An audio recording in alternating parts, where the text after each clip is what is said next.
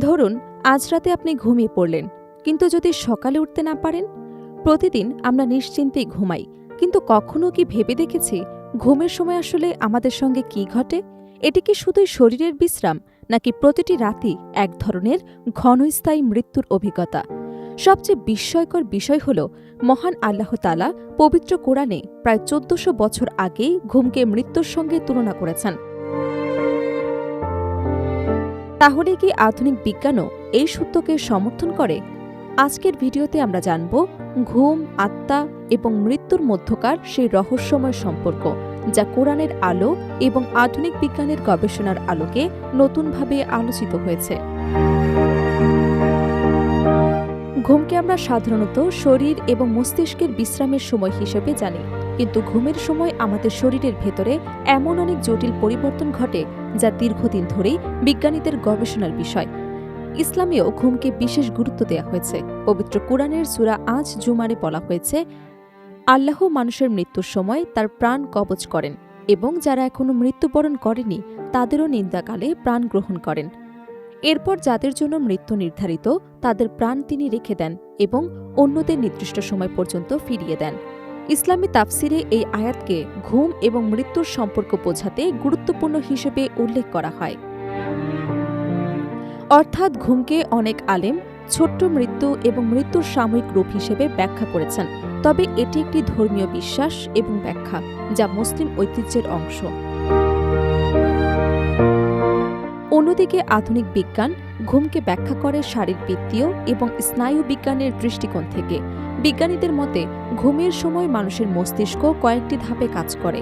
প্রথম ধাপ হল নন র্যাপিড আই মুভমেন্ট, যেখানে শরীর ধীরে ধীরে শিথিল হয় এবং হৃদস্পন্দন এবং শ্বাস প্রশ্বাসের গতি কমে আসে এবং শরীর বিশ্রামের অবস্থায় যায়। এরপর আসে পর্যায়। এই ধাপে মানুষ সবচেয়ে বেশি স্বপ্ন দেখে। র্যাপিড আই মুভমেন্ট সময় মস্তিষ্ক অত্যন্ত সক্রিয় থাকলেও শরীরের অধিকাংশ পেশি সাময়িকভাবে নিষ্ক্রিয় থাকে, যাতে স্বপ্ন অনুযায়ী শরীর নড়াচড়া না করে। স্মৃতিশক্তি সংরক্ষণ, শেখার ক্ষমতা বৃদ্ধি এবং মানসিক ভারসাম্য রক্ষায় এই পর্যায়ে গুরুত্বপূর্ণ ভূমিকা রয়েছে বলে গবেষণায় উঠে এসেছে। ঘুম ও চেতনা নিয়ে গবেষণায় আরও কিছু আকর্ষণীয় বিষয় উঠে এসেছে। কিছু মানুষ লুসিড ড্রিমিং বা সচেতন স্বপ্ন দেখার অভিজ্ঞতার কথা জানান, যেখানে তারা স্বপ্নের মধ্যে বুঝতে পারেন যে তারা স্বপ্ন দেখছেন এবং কখনো কখনো স্বপ্নের কিছু অংশ নিয়ন্ত্রণ করতে পারেন। বিভিন্ন গবেষণায় দেখা গেছে উল্লেখযোগ্য সংখ্যক মানুষ জীবনে অন্তত একবার এমন অভিজ্ঞতার মুখোমুখি হয়েছেন। এছাড়া নিয়ার ডেথ এক্সপেরিয়েন্স NDE নিয়েও বহু গবেষণা হয়েছে।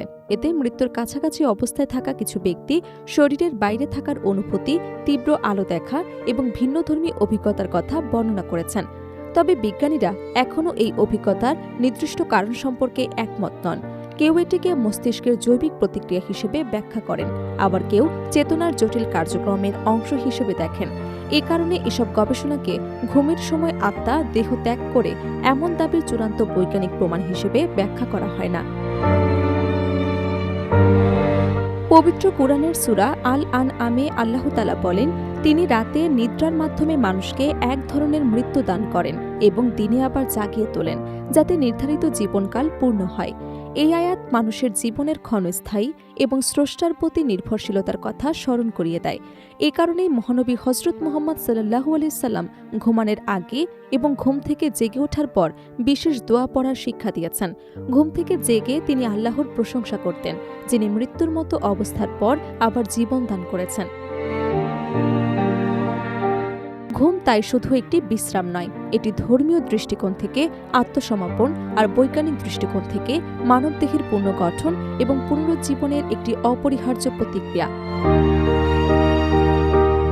কোরআনের শিক্ষা এবং আধুনিক গবেষণা উভয় আমাদের মনে করিয়ে দেয় প্রতিটি নতুন সকাল আসলে এক নতুন জীবনের সূচনা, যার জন্য কৃতজ্ঞ থাকা এবং জীবনকে সঠিকভাবে পরিচালনা করা আমাদের দায়িত্ব।